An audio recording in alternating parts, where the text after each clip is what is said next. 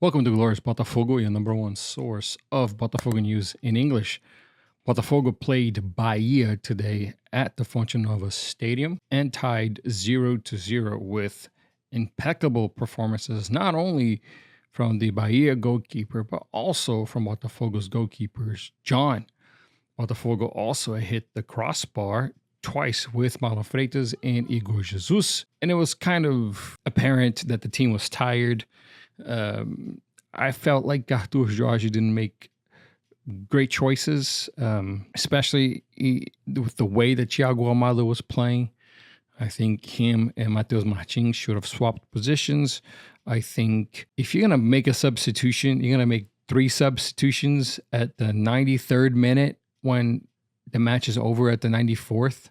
Why do that? To me, that made no sense. It should have made those substitutions earlier to put new players and fresh players earlier because Botafogo pressed most of the second half.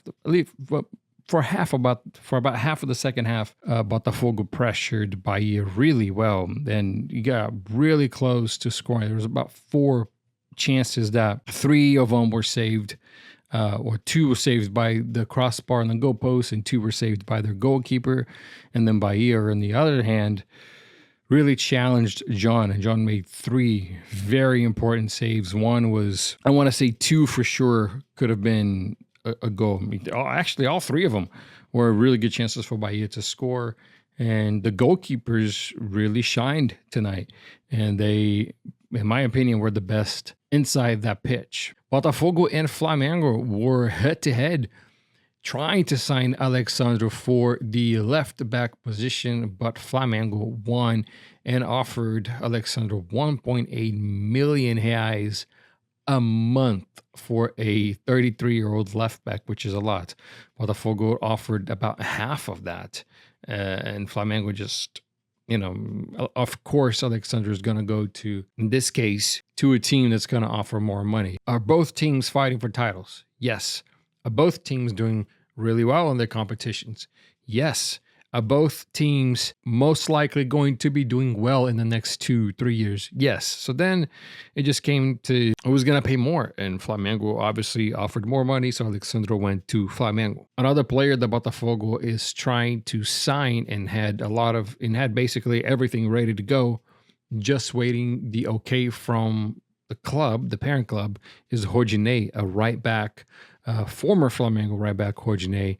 Botafogo is trying to sign him from Olympiacos, but Olympiacos said no. And that came from, I think Vene Casagrande is one of the first journalists to report that. How true it is, I'm not entirely sure. Botafogo and Rodinei have been talking for a few months. Right, the rumor of Rodinei started last year, and now again this year. So I wouldn't say that it's not true. It's very probable, but that is the current news as far as that. The club is continuing the search for a right back, knowing that it only has Mateo Ponte and currently Cheche. Instead of playing center defensive mid, Cheche is playing right back, which is a position that he's played before in other clubs, and he played rather well today, actually. Cheche did well as a right back today. Luis Henrique earned a national team selection by Dorival Jr. Him, along with Estevão from Palmeiras, got the call for the right winger position, at least for players that play in the Brasileirão. I think Gerson and Pedro from Flamengo also got national team calls. Guilherme Arana from the Brasileirão, left back, also got a national team call.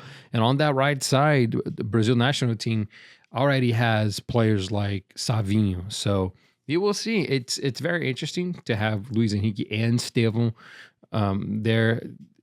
I believe that Savinho is also going to be able to play left wing, because right now the only left winger in the seleção is Vinicius Jr. So it will be interesting to see how Dorival wants to play Luis Henrique. I think where he plays best is in that right winger spot. Brazil will play Paraguay in this FIFA closure, the FIFA date, and Luis Henrique will see Gatito Fernandes during this match, because Gatito was also called for the Paraguayan national team. So it'll be really interesting. I'm gonna be watching the match for sure to see if Luis Henrique and both Gatito start the match. It would be really cool to see them two going head to head, Luis Henrique tried to score goals and got you to trying to save him. If you gotten here so far, please leave a like. Please continue to support the channel.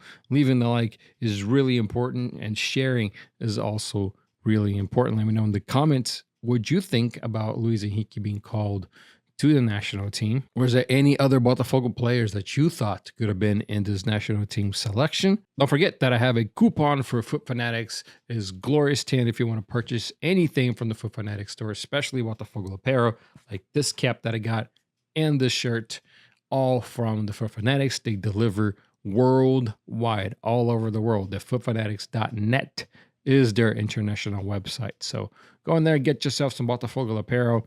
Botafogo will play São Paulo in the Libertadores. I don't know if I mentioned that already in the previous video, but São Paulo beat Nacional. So it will be another Brazilian derby in the Libertadores. The first match will be September 18th at the Newton Santos.